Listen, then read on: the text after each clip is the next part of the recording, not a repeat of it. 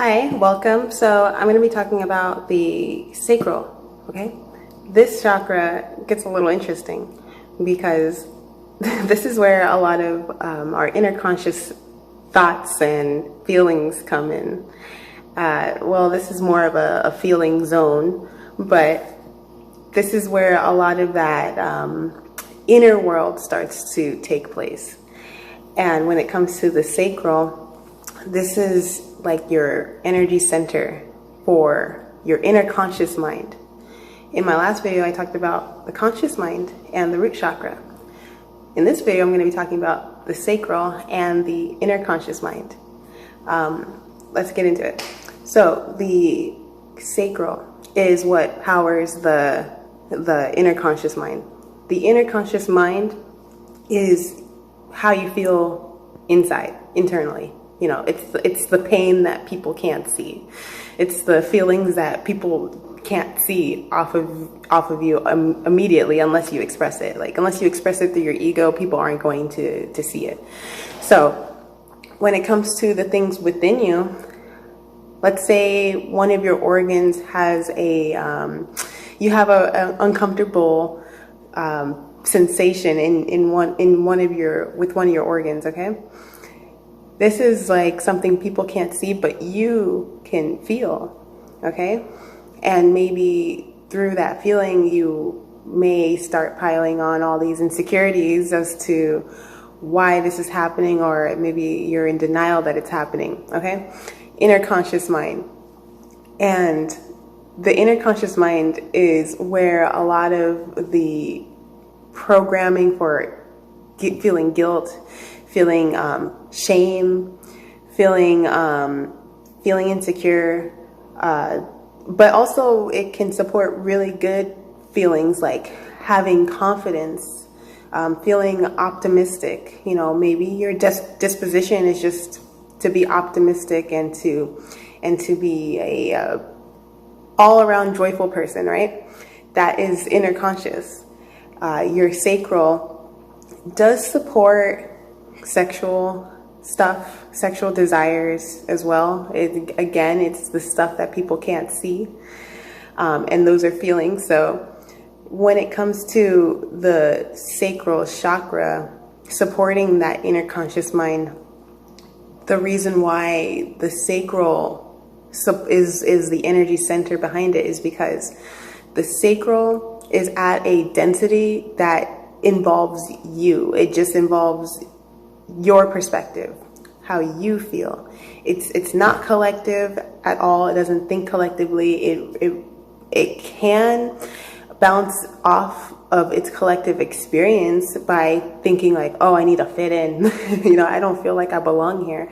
But overall, it still goes back to you. It still goes back to how you feel inside. And this is a lot of things that people can't see. So the sacral is the powerhouse, okay? And think of like a energy center, okay? And then you have all these different programs to get this energy center to operate in a certain way. And we determine what we're going to program these things with. Like, some of these things are like predetermined based on your astral travels, your karma, all the experience, all the soul memory you have and you carried with you. But when it comes to the things that you program in your sacral, just keep in mind that your sacral is at a certain density where it can support fear-based thoughts and negative ways of thinking. This is where that takes place. The fear-based thoughts, the shame, the guilt, insecurities, the lack of confidence. These things come from the sacral if it's programmed in there. You can get rid of programs. I might make a separate video on that after the series. But yeah, if you have anything that you feel in your inner world, then it's usually due to this sacral space. So the energy body that supports the sacral is the emotional energy body. Okay, this is like one of your first emotional aspects. Okay, This energy center is the reason why you feel so many internal emotions, okay? And because of that, this space really just supports emotions. It doesn't support logic. It doesn't support reasoning. Although sometimes people try to reason with this space, it can look all wonky. But this is the space where you feel a lot of things. Children usually feel this space heavily. Like, I want to believe that children feel like all the chakras, but as we program children and get them to fit into a certain template, and we're trying to condition them, we start programming their sacrals, essentially, and then they start reacting based off of their sacral. Like, they have that inner child aspect, which I'll get to, but when it comes to like the physical body and what they do physically, before they've really developed that ego, it's that sacral space they're operating in. So it's like them feeling like they can't have something really impacts like the emotions. It really impacts like how much they will cry, you know?